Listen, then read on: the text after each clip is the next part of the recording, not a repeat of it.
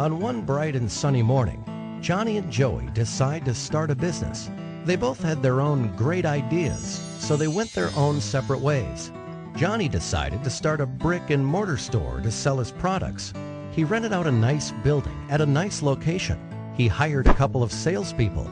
He printed brochures and flyers and direct mail pieces. He advertised in the local newspapers. And within a few weeks, Johnny started seeing sales and a lot of local customers. Johnny was excited, but he had a very high overhead and a very low profit margin, so he decided to wait to see some growth.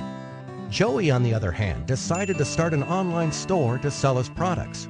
Joey got a nice-looking website with a nice little name. He hired a content writer. He invested in online marketing and got some help with SEO and email marketing. He advertised on different websites and signed up for pay-per-click advertising. And within a few weeks, Joey started seeing sales and a lot of customers from all over the country.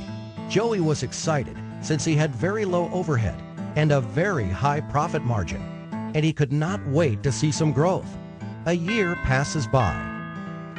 Johnny was still in the same building with the same salespeople and the same marketing strategy and the same local customers. His overheads were still very high and his margins were still very low, so he decides to wait another year to see some growth. Joey moved to a new office, hired more people, and kept getting a lot of new and repeat customers from all over the country. His overheads were still very low and his margins were still very high, so he decides to start another online store to sell a different line of products. Another year passes by. And on one bright and sunny morning, Johnny and Joey meet again. Joey tells Johnny about his new marketing strategy, and Johnny realizes his mistakes. Traditional marketing can only get you so far. Think local, but act global. So this time, Johnny went back and fired his rusty salespeople and fired the old-school ad agencies that did the brochures, flyers, and newspaper advertising for him. He hired a good web company and outsourced all his online marketing to them.